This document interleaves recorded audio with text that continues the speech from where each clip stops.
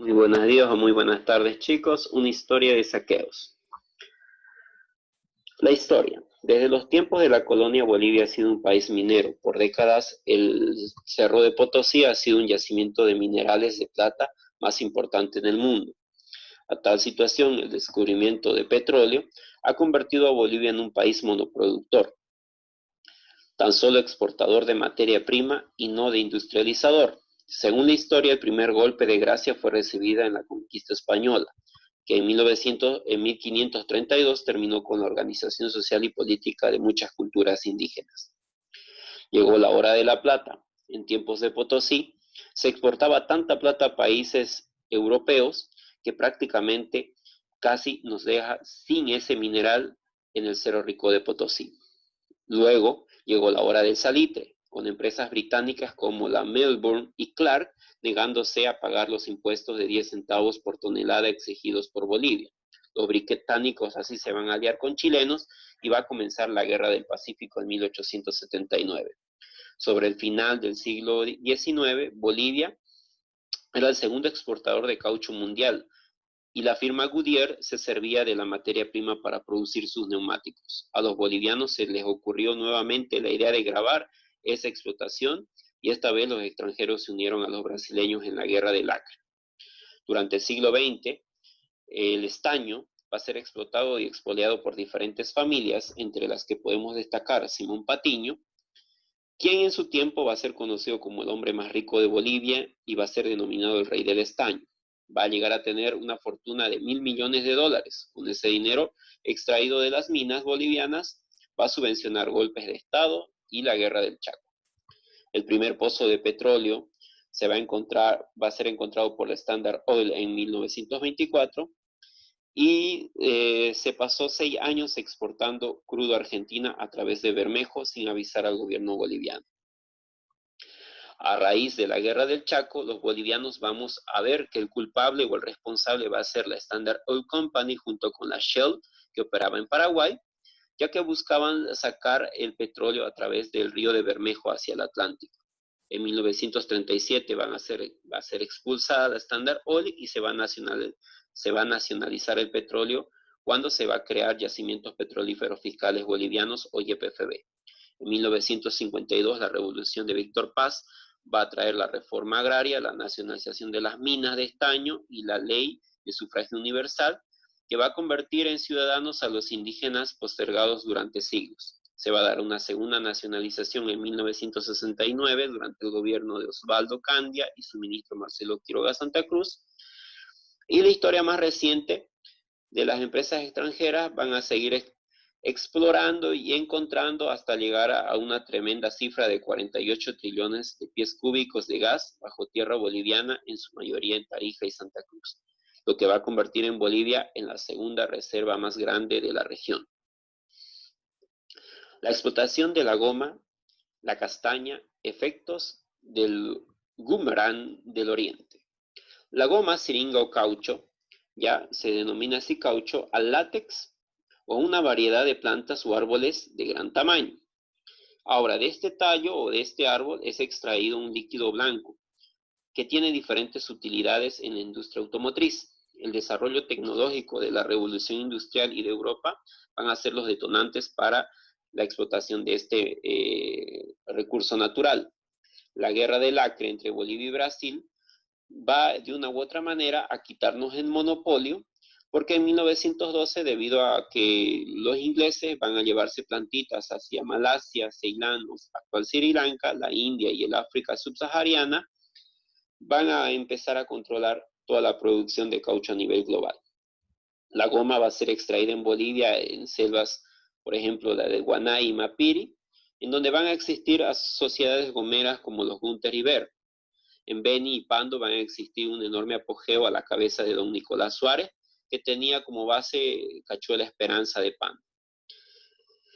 La segunda fiebre del caucho se va a dar entre 1942 y 1945, cuando Japón se va a hacer del territorio de Malasia y los norteamericanos o estadounidenses van a pedirle a Brasil que aumentara la explotación de sus árboles de goma.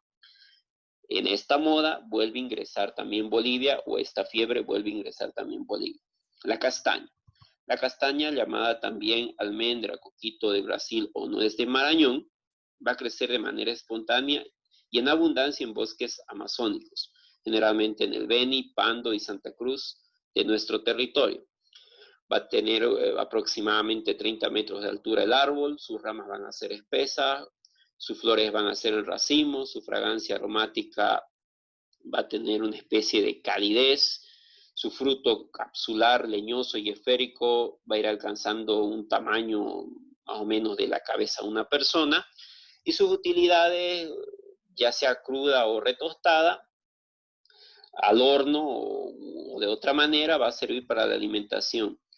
Va a ser muy especialmente nutritiva. Se va a emplear en la elaboración de bombones actualmente, de panetones, o sea, en pastelería, y su aceite va a constituir una excelente materia prima para la industria jabonera. Ahora, oro, plata y estaño en Bolivia. Debemos de entender que los Andes es una región compartida por Perú, Bolivia y Chile, y me está olvidando obviamente que Argentina. Ahora, en Bolivia, vamos a ver nosotros que Potosí se va a convertir en la cuna y en la escuela de la minería americana, en donde el fray Álvaro Alonso Barba va a escribir una de las obras emblemáticas de la minería colonial. Estamos hablando del arte de los metales. Esto va a llevar a que Bolivia se vaya convirtiendo a través de los años en un importante productor de estaño y antimonio, el primero de bismuto antes, y en la colonia, en los albores de la República, el primer productor de plata a nivel global. Bolivia va a ser justamente también el que va a concentrar el mayor territorio de sales de litio, potasio y magnesio en el Salar de Uyuni, así como también uno de los 5 mayores depósitos de estaño, uno de los 5 mayores depósitos de hierro a nivel global. Cuenta también con la mayor acumulación de oro aluvial de América, especialmente en el famoso río Tipuán. Ahora, los hombres del estaño. Los hombres del estaño son generalmente 3. Son conocidos también como varones del estaño. Estamos hablando de Simón Patiño, Mauricio Hochschild y Víctor Aramayo. Van a empezar desde 1900 en la mina La Salvadora, estamos hablando de Simón Patiño, en el Cerro de Yayagua, en Potosí, y en 1910 ya tenían otras minas como Catavi, Uncía y Guanuni.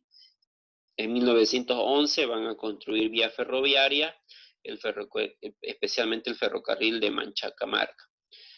De ahí para adelante, Potosí y Oruro se van a convertir en el eje productor de estaño a nivel global. La producción estañífera se va a concentrar de unas 16.000 toneladas en 1900 a 48.000 en 1920.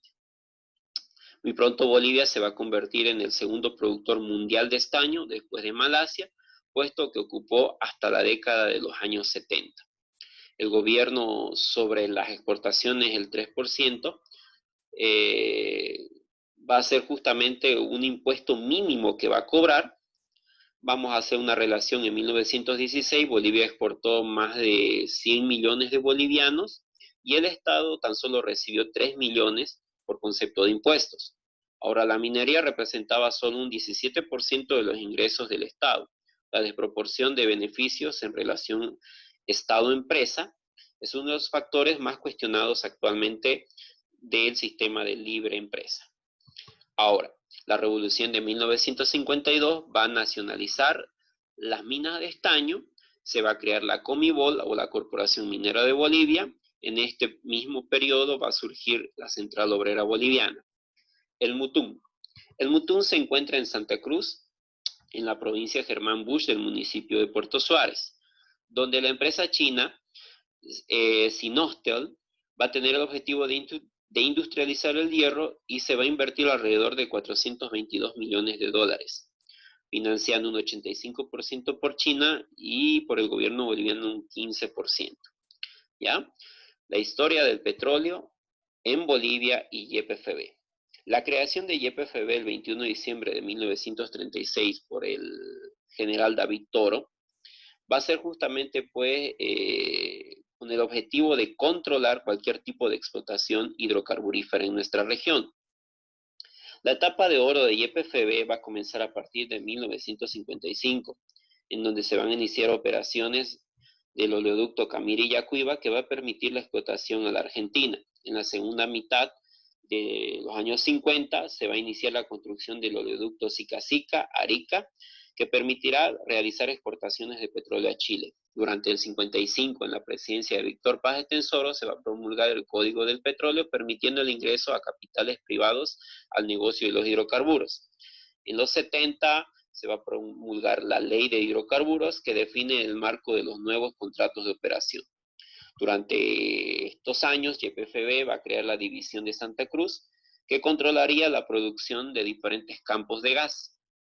En la década de los 80 se va a asignar, va a aparecer lamentablemente una inestabilidad política, y durante ya el gobierno de Víctor Paz Estenssoro, a través del decreto 21060, se va a volver a reaperturar a inversión privada diferentes empresas estatales, especialmente la de YPFB. La industria del petróleo y del gas. Es necesario, para tener el petróleo, extraerlos de los yacimientos o reservorios que se encuentran a grandes profundidades. Una vez extraídos, debemos tratarlos hasta obtener productos finales.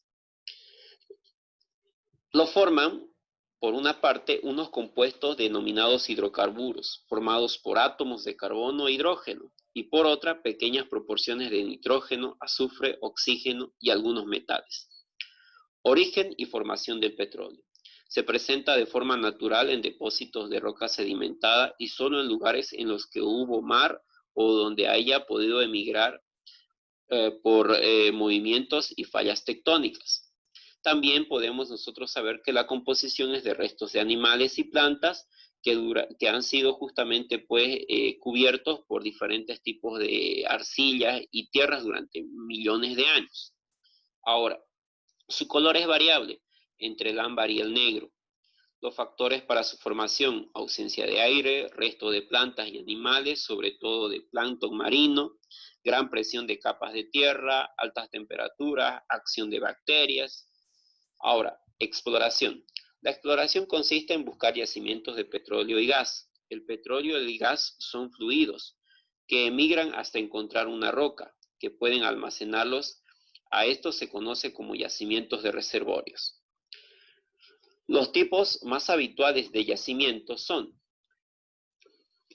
tenemos tres especiales: estratigráficos, en forma de cuña alargada que se inserta entre dos estratos; anticlinal, en un pliegue o repliegue del subsuelo, que almacena el petróleo en el arqueamiento del terreno; la falla, cuando el terreno se fractura, los estratos que antes coincidían se separan. Si el estrato que contenía petróleo encuentra entonces una roca no porosa, se forma una bolsa o yacimiento ahí de petróleo. Ahora, tenemos diferentes métodos. El método geológico. Hay que buscar una cuenca sedimentaria que pueda poseer materia orgánica enterrada hace más de 10 millones de años. Para ello se realizan estudios geológicos de la superficie. Se reconocen muestras de terreno, se realizan estudios por rayos X, se perforan para estudiar los estratos y finalmente, con todos esos datos, se realiza la carta geológica de la región que se estudia. Tenemos otro método, métodos geofísicos. Si no podemos extraerlos a través de los métodos geológicos, se emplea la geofísica, ciencia que estudia las características del subsuelo sin tener en cuenta datos de la superficie. Para ello, ahora después vamos a ver nosotros lo que va a ser la perforación. Ahora, la perforación es necesaria justamente, estamos hablando de 7.000 metros de profundidad con diámetros variables de entre 32 y 7 pulgadas. Y en Bolivia el pozo más profundo perforado es El Dorado, con una profundidad de 6.750 metros. Actualmente el tipo de perforación empleado es el rotatorio, para el que es necesario utilizar una torre de perforación que soporta todo el peso de las herramientas. La producción, finalmente. Luego de haber realizado la perforación, se debe ejecutar pruebas de producción para comprobar cuánto puede producir el pozo y el radio de drenaje. los fluidos de un yacimiento, petróleo, gas o agua, entran en los pozos impulsados por la presión, a lo que están confinados en sí mismos. Si la presión es suficiente, el pozo resultará surgente, o sea, que se produce sin necesidad de ayuda. Espero que hayamos entendido. Sé que el videíto y la explicación es un poco larga, pero podemos repetirlo una o dos veces para lograr entender este tema. Ha sido un placer, nos vemos jóvenes y espero que nos demos cuenta que Bolivia ha sido un país rico en recursos naturales y materia prima. Nos vemos, gracias.